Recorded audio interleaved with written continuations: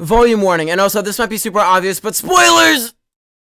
Imagine you had a girlfriend, or a boyfriend if you're a girl. Now imagine if you guys were having the best time of your life, and then they fucking murder someone. So then, without knowing that they're the one who murdered them, you stare at a dead body, wondering what the fuck just went wrong with your life, how you ended up in this situation, and then all of a sudden a fucking bear comes out of nowhere and tells you that you have to do a class trial to figure out who the hell murdered this guy, and the whole time it figures out that your girlfriend, or boyfriend, is the one who killed him! Welcome to the life of Shuichi Saihara, who is now our main protagonist after the events of Chapter 1, where Kaede decided to get a little silly. Hello everybody, and welcome back to the channel where I talk about whatever I want, whenever I want.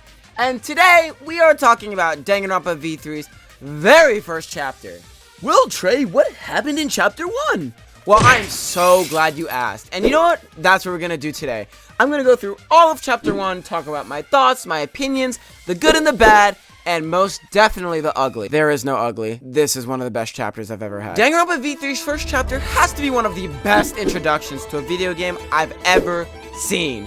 It's a beautiful, complete story about leadership, truth, what it means to live, and of course, trust. But most importantly, how to absolutely destroy that trust and then get yourself killed later on. You know how in my last video, I said that each V3 chapter teaches you something about humanity, specifically speaking, the humanity of the cast? Yeah, this is absolutely no exception. I think Kaede is one of the most human characters I've seen since Sayaka from DR1. In that respect, they actually share quite a lot of similarity. Qualities. Oh my. In that respect, they actually share a lot of similar qualities in both their persona. A lot of similar qualities in both their personalities and their chapters. But I mean, despite those similarities, if there's one thing that's different between the two, it's that, you know, people actually like Kaede. But let's be real, this chapter and trial have been talked about to death online, so hopefully I could say something that hasn't already been said before. But with no further delay, let's just dive straight in. Welcome back to the channel where I talk about whatever I want, whenever I want. Today, we're talking about the first chapter of Danganronpa V3. Now, starting where we left off, Chapter 1 is about 5 days long, and it is all about Kaede and Shuichi. But we'll get to those fucking screen hogs in a moment. The first chapter is meant to introduce you to not just the characters, but also the world.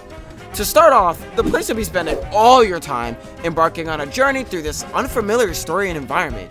You get to see people have fun, make memories, make friends, get hurt, lose their loved ones, die. Hell, I think this chapter does an excellent job at setting up your surroundings. Like, seriously, that scene where they discover that huge fucking cage is genuinely excellent. It leaves everyone sitting for a minute asking themselves. And even though the school isn't fully finished yet, there is plenty of attention to detail that I can really appreciate about this game that I can't quite say the same about the other games. I mean, the fact that you're even able to go outside is pretty different compared to the other games. Now, these high school degenerates finally have grass to touch, but even then, it clearly doesn't matter since Mew gets worse and worse each and every chapter. Girl, I own you, little bitch. You can't play this game, man. Get out of the tank, and then we'll see. So she gets murked. There was literally an interview actually done where the environment was one of the questions. The idea that Kaede ultimately killing someone could be attributed to the environment around her rather than her going crazy herself. I think it's excellent. The idea around the environment being something that drove her to do something she likely wouldn't have done in any other circumstance, that's awesome. It also reminds me of a fucking COD lobby.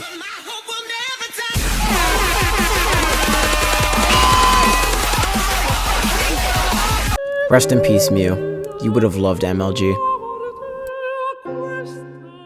That's something you can't look past. I'd argue that's something you cannot say about the fucking paradise in Danganronpa 2. Trigger Happy Havoc had this happen to Sayaka, which is why it's so genius. Because Sayaka's death is one of the strongest starts to a Danganronpa game there is, obviously other than this one. The music is great too. Even though it stays the same throughout the whole game, it's used excellently to its best extreme here. I mean, Claire de Lune has to be one of the best usages of classical music I've seen in video games in a very long time. And I love classical music. That's how I'm able to play Valorant without losing my goddamn mind!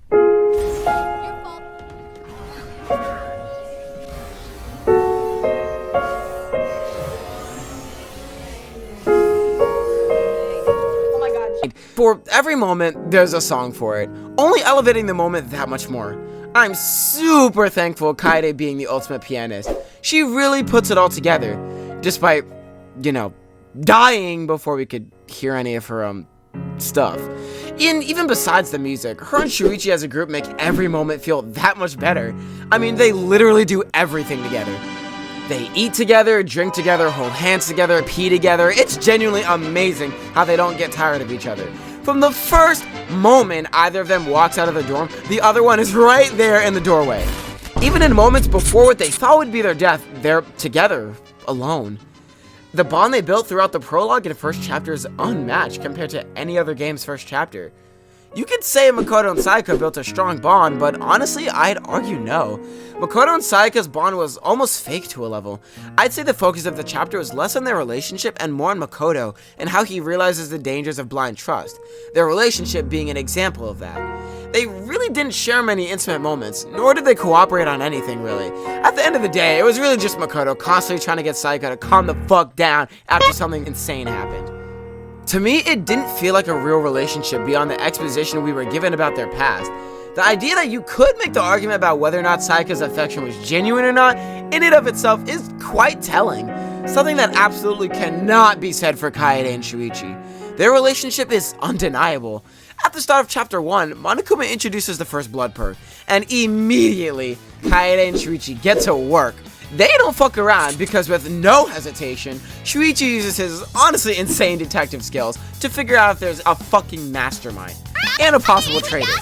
And that's something that took everyone in the other games far more time to figure out, except for Kyoko, obviously. But I mean, of course, nothing good ever lasts because literally the next day there's a time limit introduced.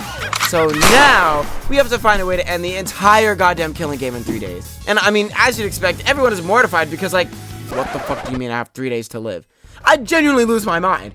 What's funny is, I'm sure everyone else would have too. But thankfully, Kaede and Shuichi had each other. Despite that, Kaede clearly had other plans. Kaede is like the rest of us, human. She's a girl scared out of her mind, trying to escape this horrible situation she's in. What makes her different is her sense of justice. Her environment psyched her out, twisting her values to do the very thing Monokuma wants. No amount of care or love from Shuichi can change the fear you get from a killing game. Her insane sense of justice to save everyone was twisted directly to the opposite of what it used to be. No matter how many times you tell yourself you'd never kill, some people inevitably fall victim to the suffocating feeling of impending death.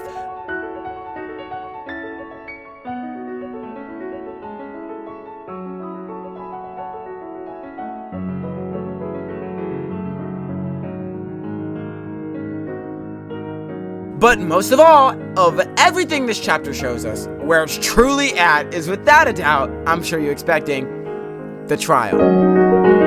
And Rentaro dying.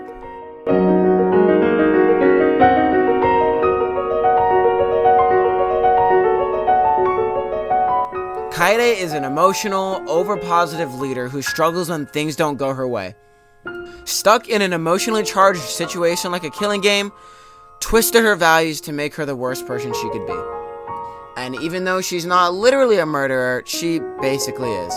She made the decision to destroy Shuichi's trust and try to murder the mastermind the only way she knew how. A mistake very similar to Sayaka, which she paid far too high a price for. A mistake I'd say any of us would make if we were in her situation. A murder that, despite there being a first blood perk, she refused to take, and there we have another trial now, despite her being able to fully just run off with it. A person that is so true to her emotions, her feelings, and her care for the people around her. She murdered not because she wanted to get out, but because she stuck to her values of trying to save everyone she could. And if she couldn't help anyone, then the best she can do is help Shuichi get through his problems through the trial. Now, I'm sure there's no doubts that people think Kaede and Shuichi are definitely very human. Their characters are well written and intertwined very well with each other. They bounce off each other just like any best friends in real life would. And of course, the first chapter is rather contained. Nobody's really built relationships with each other yet. And despite that, we were still able to find a connection as human as this. As usual, let me know how you guys felt in the comments below. And of course, thanks for watching.